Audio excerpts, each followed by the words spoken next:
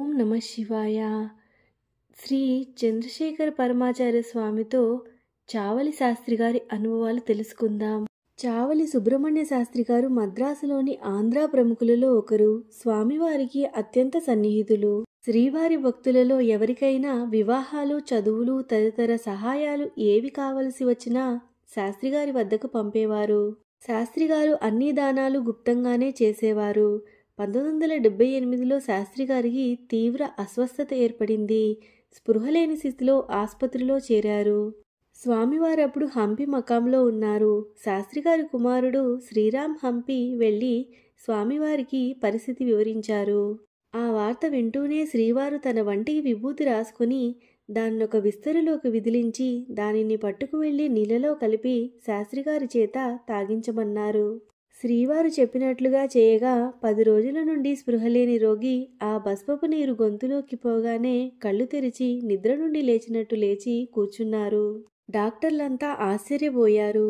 1982లో శాస్త్రిగారికి శతాభిషేకం శ్రీవారి ఆదేశాల మేరకు జరిగింది. కార్యక్రమం 2వ రోజు శాస్త్రిగారి భార్య అకస్మాత్తుగా కోమాలోకి వెళ్లిపోయారు.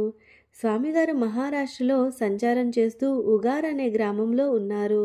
శాస్త్రిగారి కుమారుడు శ్రీకృష్ణ విమానంలో ప్రయాణం చేసి శ్రీవారిని రాత్రి 2 గంటల వేళ కలిసి పరిస్థితి వివరించారు. ధ్యానంలోనికి వెళ్లి కొద్దిగా పంచదార పలుకులు ఇచ్చి తమ తల్లి నోట్లో వేయమన్నారు. స్వామివారికి శ్రీకృష్ణ తల్లి గూర్చిన ప్రస్తావన తెచ్చిన సమయానికే మద్రాసులో ఆమెకు స్వస్థత చేకూరించి 1983లో ఆమె శరీరం చాలించగా కుమారులు శ్రీవారిని తెలిపారు. ఆమెకు స్వస్థత చేకూరింది. 1983లో ఆమె శరీరం చాలించగా కుమారులు శ్రీవారికి తెలిపారు. మీ తల్లిగారు 1 ఏడాది ముందే గతించాల్సి ఉంది. కామాక్షి అమ్మవారు ఆయుష్ను పొడిగించింది అని సెలవిచ్చారు. 1987లో మద్రాసులో శాస్త్రిగారు 30 గ్రౌండ్ల స్థలం సత్కార్యానికి కేటాయించారు. మే నెలలో శ్రీ లక్ష్మీ కామాక్షి అమ్మవారి ఆలయానికి అందులో శంకుస్థాపన జరిగింది. 1987 ఆఖరుకు ఆలయ నిర్మాణం చాలా వరకు పూర్తయింది. 1988 ఏప్రిల్ 8న శాస్త్రిగారు కాలధర్మం చెందగా తండ్రిగారి అభీష్టాన్ని కుమారులు నెరవేర్చారు. కౌతావారి ఇలవేల్పు. స్వామివారితో కౌతావారికి ఉన్న సంబంధం ఏమిటో తెలుసుకుందాం. ఆంధ్రదేశంలో వేద విజ్ఞానాభివృద్ధికి 3 తరాలుగా కృషి చేస్తున్న బ్రహ్మ విద్యాలంకారులైన కౌతావారి కుటుంబంతో పరమాచార్య అనుభవం స్మరించదగినది. సికింద్రాబాదులోని పద్మారావు నగర్లోని వీరి ప్రాంగణం కంచిస్వామి వారి పేరిటనే విరాజిల్లుతున్నది. 1968లో కౌతా లలితా మనోహర్ స్వామివారితో అతి సన్నిహితంగా గడిపిన భాగ్యశాలి. 1968లో శ్రీవారు తమ పీఠంతో శంకర జయంతి చాతుర్మాస్యం సందర్భంగా సికింద్రాబాద్ కౌతావారి ప్రాంగణంలో విడిది చేశారు. ఒకనాటి ఆదివారం స్వామివారు శ్రీ లలితా మనోహర్ను పిలిచి ఢిల్లీలో జరిగే నక్షత్రేష్టికి 6 కాశ్మీరు శాలువాలు తెప్పించి రాత్రి విమానంలో ఢిల్లీ పంపించమని ఆదేశించారు. లలితా మనోహర్ ఫోను చేయగా ఒక వ్యాపారి తన అంగడి తెరవగలనని వారిని రమ్మని పిలిపించారు. ఆ రోజు ఆదివారం అయినా అంగడి తెరుస్తానని చెప్పారు. కౌతావారు అక్కడికి వెళ్ళగా శాలువాలున్న బీరువా తెరిచి చూపించారు. సరిగ్గా స్వామివారు కోరిన విధంగా 6 కాశ్మీరు శాలువాలు అందులో ఉన్నాయి. వాటిని విమానంలో ఢిల్లీ పంపారు. స్వామి సిద్ధ సంకల్పులనడానికి ఇది ఒక నిదర్శనమంటారు లలితా మనోహర్ గారు. ఆ తర్వాత జూలైలో లలితా మనోహర్కు కలిగిన కుమార్తెకు త్రిపుర సుందరి అనే పేరు స్వామివారే పెట్టారు. 1981లో లలితా మనోహర్ స్వామిని దర్శించి తనకు కలిగిన వ్యవహారపు చిక్కులను తెలుపుకున్నారు. ధర్మ మార్గం విడవవద్దు అని స్వామి వారికి హితవు చెప్పారు.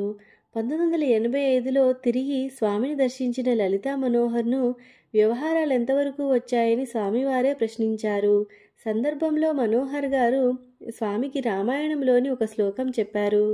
దానికి అర్థం చెప్పమన్నారు. అది విన్న స్వామి ఇది మీకెలా తెలిసింది అని అడిగితే మీ పాదస్మరణ వల్ల అని జవాబిచ్చారు కౌతావారు. ముగ్ధులైన స్వామి ఆ శ్లోకాన్ని అర్థంతో పాటు పక్కనున్న తమిళ పండితునికి తమిళంలో వివరించారు. లలితా మనోహర్ గారి తండ్రి కౌతా రామ మనోహర శాస్త్రి 1988 జనవరిలో శరీరం చాలించారు. 1988 మార్చిలో లలితా మనోహర్ స్వామివారిని కంచిలో దర్శించారు.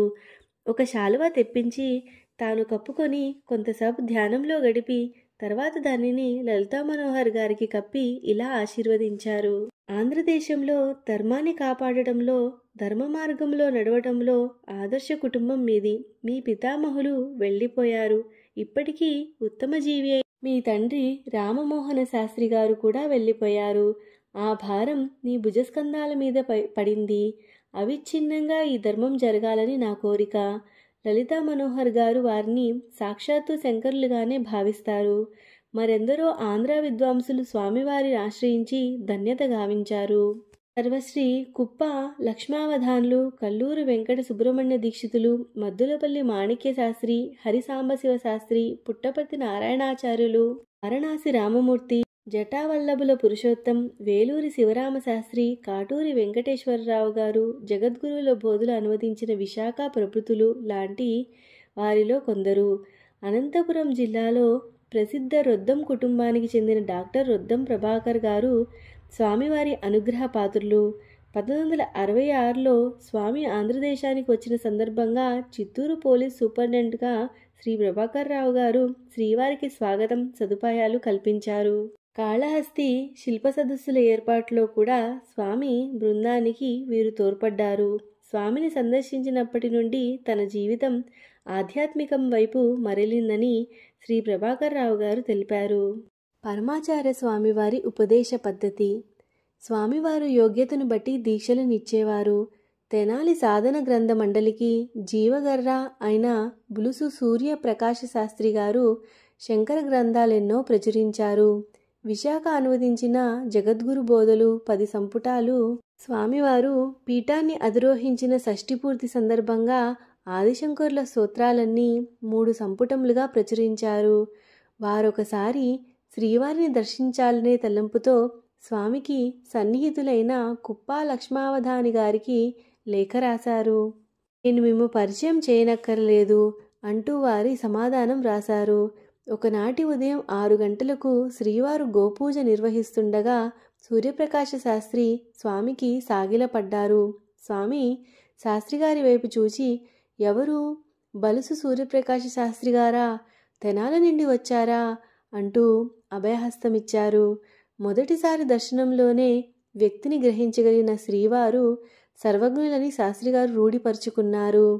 శాస్త్రిగారికి పూర్వుల గుర్చిన అనేక విషయాలు వివరించిన శ్రీవారు సోమవారం మూలా నక్షత్రం రాత్రి 12 గంటలకు దీక్షా విధానంగా ఆంజనేయం ఉపదేశించారు.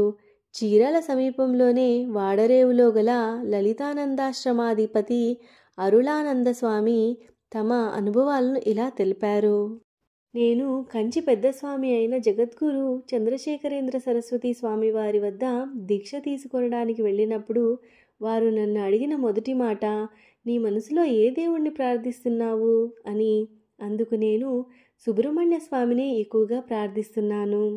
ఆ స్వామి సన్నిధికి వెళ్ళినప్పుడు నన్ను నేను మరిచిపోయి నా శరీరంలో ఎలాంటి చలనం లేకుండా అంతా సుబ్రహ్మణ్య స్వామియే కనిపిస్తారు అని చెప్పాను.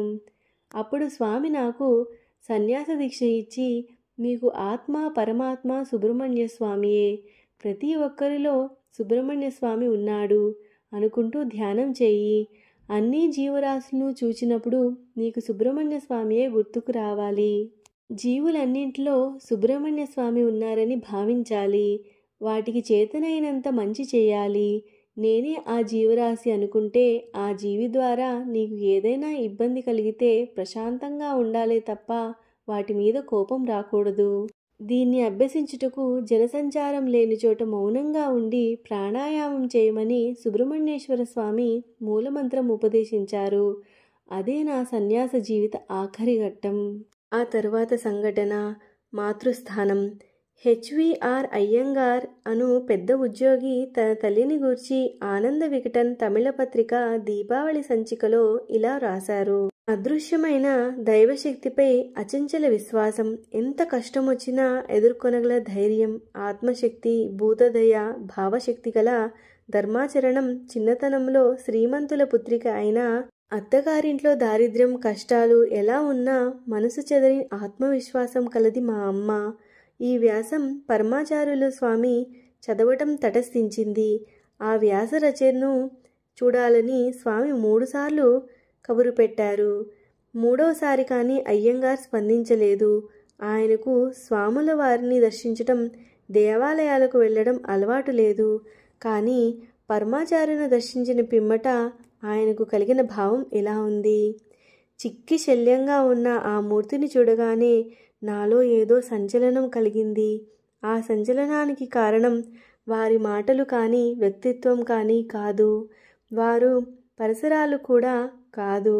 కానీ వారిని చూడగానే దైవానుగ్రహం వారిలో మూర్తీభవించినట్లు అనిపించింది. ఆయన ముందు నిశ్శబ్దంగా మౌనంగా కూర్చోవాలనిపించింది. ఓం నమః శివాయ.